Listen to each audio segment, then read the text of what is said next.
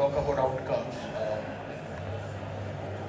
Thanks, Chetan. Yeah, so in order to actually summarize the outcomes, right, what we have fundamentally achieved is a DarkNOC framework, which actually is heavily inspired by some of the GenAI capabilities in it. Right from automation on the resource level to the cross-domain capabilities, and then overlaying a whole range of GenAI use cases in the test bed that we are actually coming up as, the partner framework, which can actually deliver, zero-touch experience for NOCs,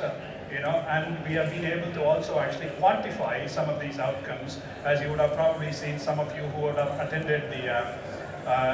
Autonomous Networks Level 4 framework that they actually launched, and we have used some of those principles, right, in order to quantify the specific parameters on 80% achieving greater than 80% improvements in mean time to detect, greater than 50% reduction in automating all of those trouble tickets, reduction in terms of mean time to remediate, as we actually talked about it, on how we are actually using the GenAI capabilities to remediate on that closed loop DarkNOC, as well as the greater than 80% reduction in terms of like the customer complaints and tickets that are actually logged onto it. And these are the specifics of the heavily driven GenAI related capabilities at every single layer that we have actually built as part of this catalyst, right? And what are the wider impacts in the industry? And of course, the first and fundamental starting point when we work backwards is actually how do we significantly enhance the customer experience as well as the network experience. And kind of moving off from that,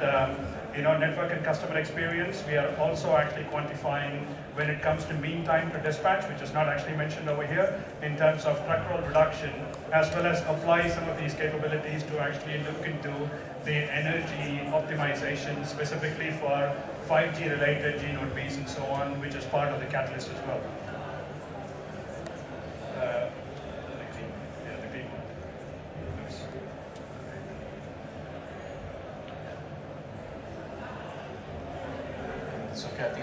Yeah, so in conclusion, so where are we actually in terms of the next steps? The first thing is to actually extend the solution for intent-driven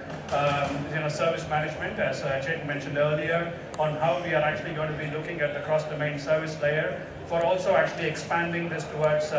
SLA monetization capabilities, which is actually also heavily driven by closed-loop, assurance-driven capabilities that we are actually pushing into this next phase as we actually want to do it. And then